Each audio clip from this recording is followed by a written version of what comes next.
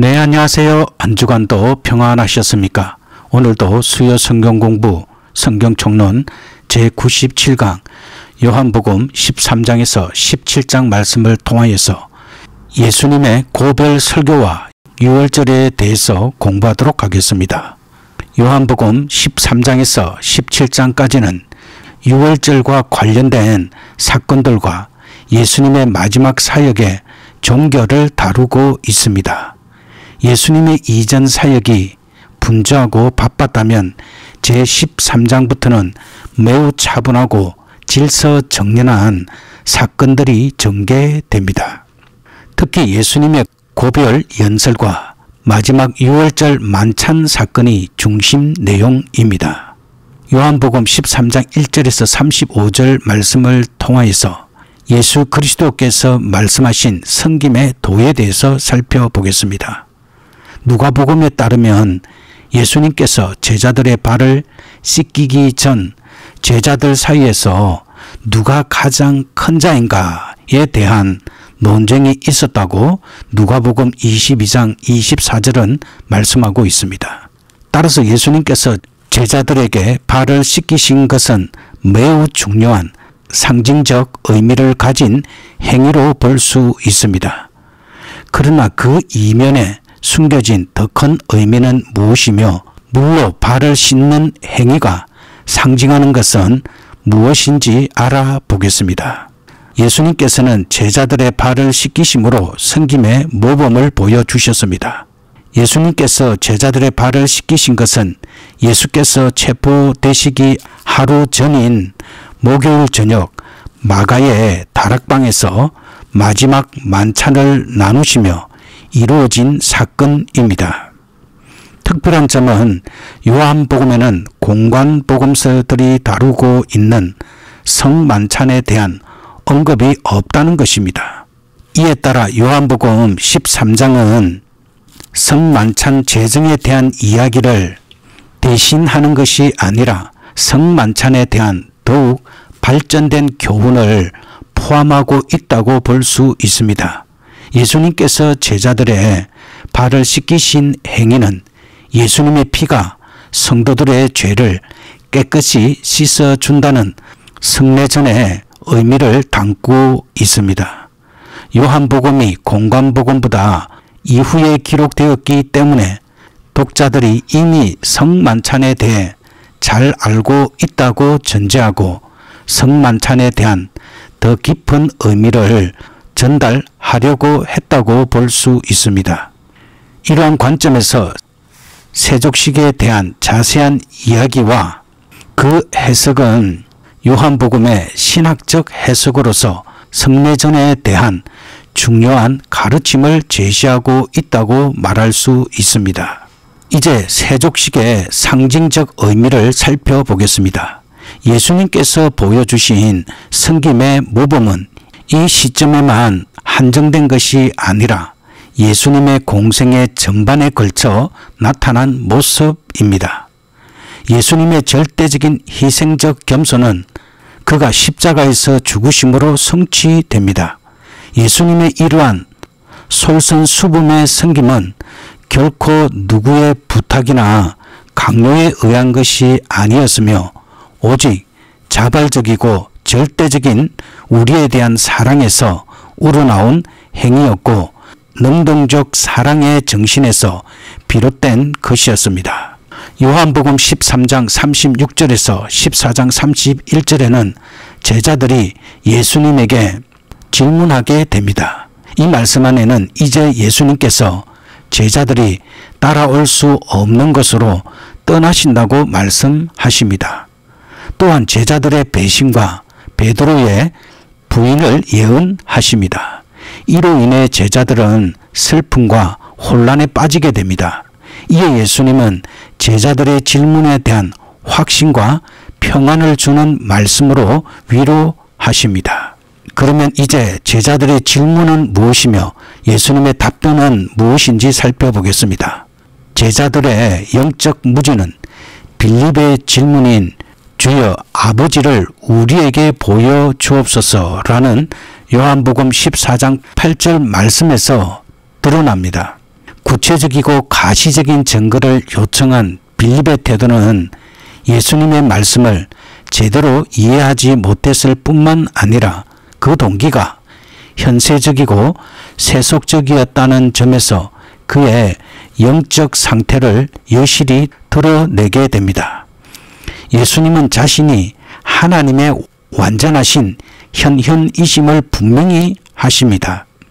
예수님의 모든 언행은 사람들을 하나님께로 인도할 충분한 것이었고 예수님을 영접한 사람은 하나님을 모신 사람이 되는 것입니다. 즉 예수님의 사역과 말씀은 하나님의 계시로서 하나님의 본질의 모습을 반영하며 예수님을 믿는 자만이 하나님을 볼 수 있음을 말씀하십니다. 그러나 예수님의 정체성에 관한 이러한 말씀은 제자들이 세속적인 관점과 육신의 생각에 치우쳐 있었기 때문에 쉽게 이해되지 않았습니다. 그래서 예수님은 그들이 영적으로 어린 아이와 같다는 점을 감안하여 그들이 예수님의 말씀을 깨닫고 실천할 수 있도록 도와줄 조력자가 필요하다고 말씀하십니다. 그리고 예수님께서는 아들과 믿는 자에 대해서 계속 말씀하십니다. 비록 예수님께서 세상을 떠나시지만 보혜사 성령을 통해 자신의 사역은 계속 이어질 것이라고 말씀하십니다.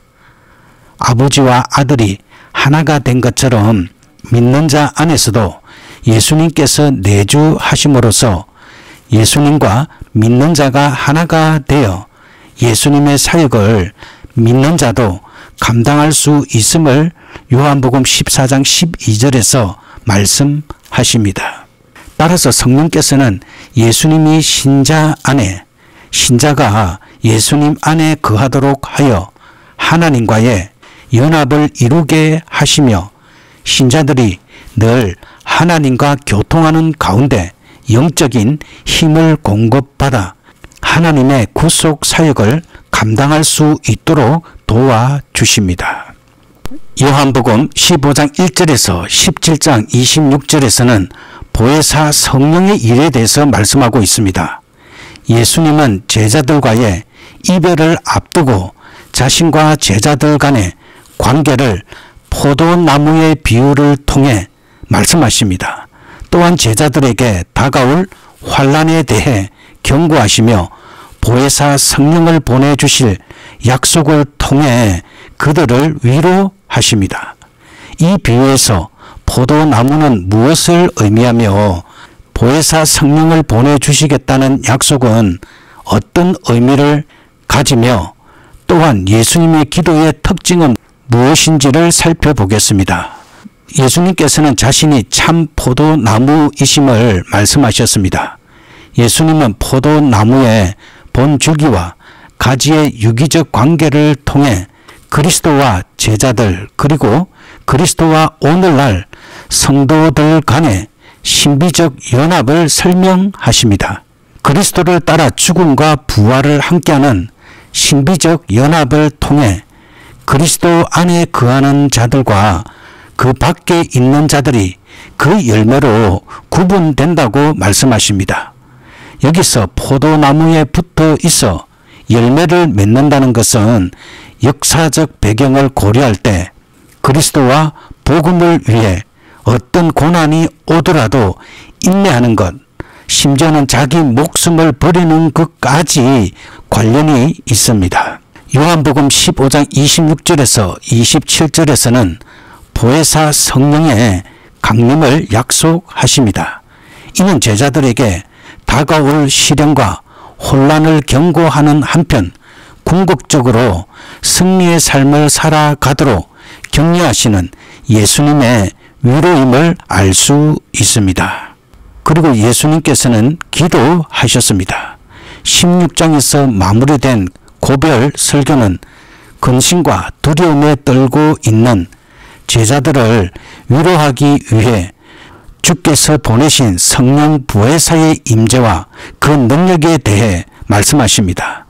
예수님의 기도는 하나님을 대상으로 한 중보기도로 예수님 자신을 위한 기도와 제자들을 위한 기도, 그리고 모든 성도들을 위한 기도로 나누어집니다. 이러한 예수님의 기도는 구체적으로 먼저 자신의 뜻이 아니라 하나님의 뜻이 이루어지기 위해 자신을 하나님께 의탁하는 기도를 드린 후 우리의 이웃과 교회를 위해 기도해야 함을 말씀하십니다.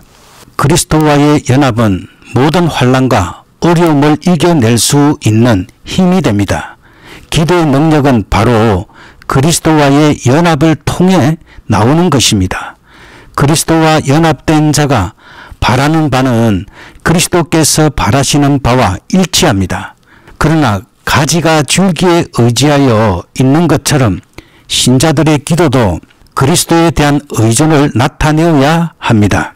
특별히 요한복음은 신자들이 그리스도와 연합함으로써 다가오는 환난에 대해 당당히 맞설 수 있도록 격려하고 있습니다.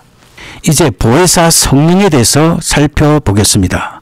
보혜사의 정의, 보혜사에 해당하는 헬라어 파라클레토스는 문자적으로 누구의 곁에서 부름을 받은 자라는 의미를 가집니다.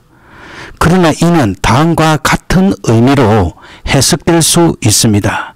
이 단어는 능동적인 측면에서 재판관 앞에서 다른 일을 변호하는 자, 혹은 곁에 서서 격려하고 권고하는 자, 다른 사람을 대신하여 탄원하는 중개자라는 의미를 지닙니다.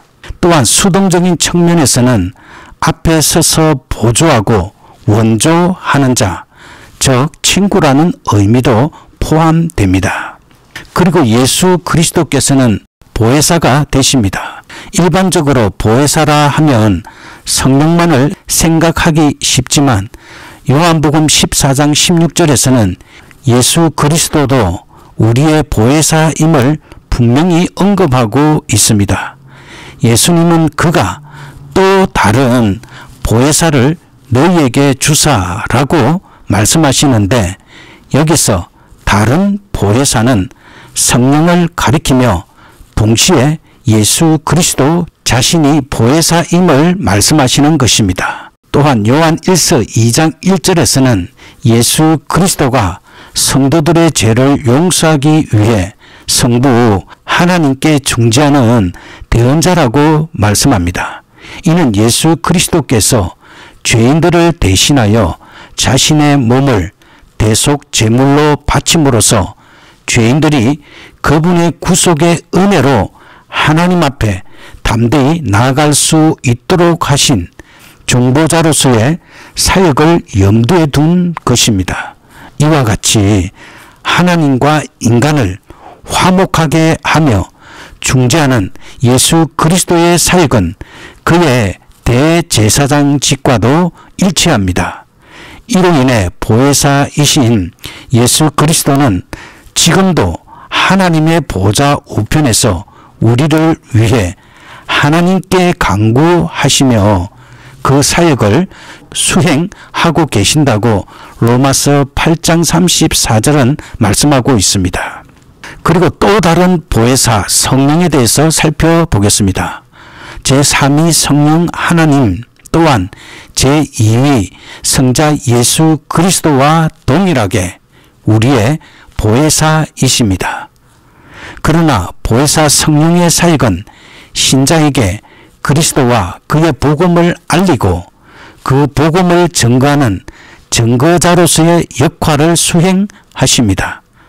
특히 성령은 성도 안에 내주하시며 성도들과 함께 하시고 그리스도의 복음의 진리를 가르치시고 진리 가운데로 인도하시며 때로는 뜨거운 확신으로 때로는 위로와 권면으로 신자들을 도우십니다.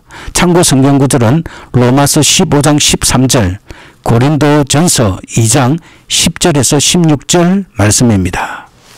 이제 신약 원어로 본 죄의 개념에 대해서 살펴보겠습니다. 첫 번째는 하마르티아입니다. 하마르티아의 원뜻은 화살이 관역에서 빗나간 상태를 가리키며 죄, 과오, 범죄로 해석됩니다.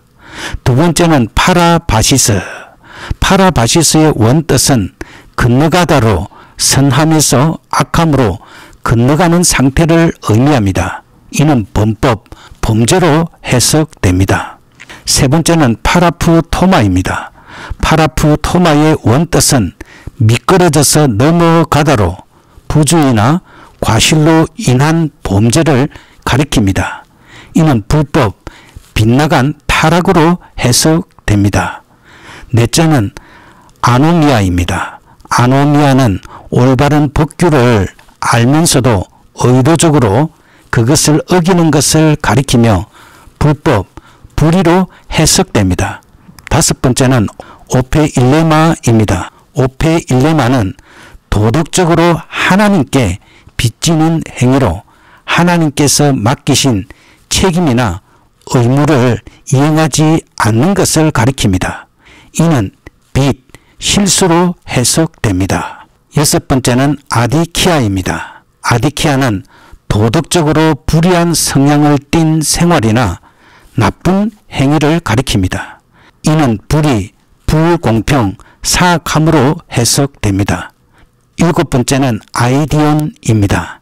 아이디온은 법적인 의미에서 범죄를 가리키며 보통, 죄, 고소 등으로 해석됩니다. 여덟 번째는 프로스콤마입니다. 프로스콤마는 사람을 넘어지게 하고 그 발에 걸리게 하는 이라는 뜻으로 범죄, 실수, 거침돌로 해석됩니다. 아홉 번째는 스칸달론입니다. 스칸달론의 원뜻은 함정에 빠지다, 장애물에 걸리다 라는 뜻으로 덫, 올가미로 해석됩니다. 이제 기도하도록 하겠습니다. 사랑과 은혜가 풍성하신 하나님 아버지, 우리를 구원하기 위해 겸손과 희생으로 섬김의 본을 보여주신 주 예수님을 찬양합니다. 주님께서 제자들의 발을 씻기시며 가르쳐 주신 섬김의 도를 우리도 삶 속에서 실천하게 하시고 이웃을 사랑하며 낮아지는 겸손을 배울 수 있게 하여 주시옵소서. 제자들에게 떠나실 것을 말씀하셨을 때 그들이 느꼈던 혼란과 두려움처럼 우리도 종종 삶의 어려움 속에서 흔들리곤 합니다. 그러나 주님 보혜사 성령을 약속하시며 우리에게 위로와 확신을 주셨음을 기억합니다. 성령님의 도우심으로 매일의 삶 속에서 주님의 진리를 따르게 하시고 열매 맺는 신앙의 길을 걸을 수 있도록 인도하여 주시옵소서.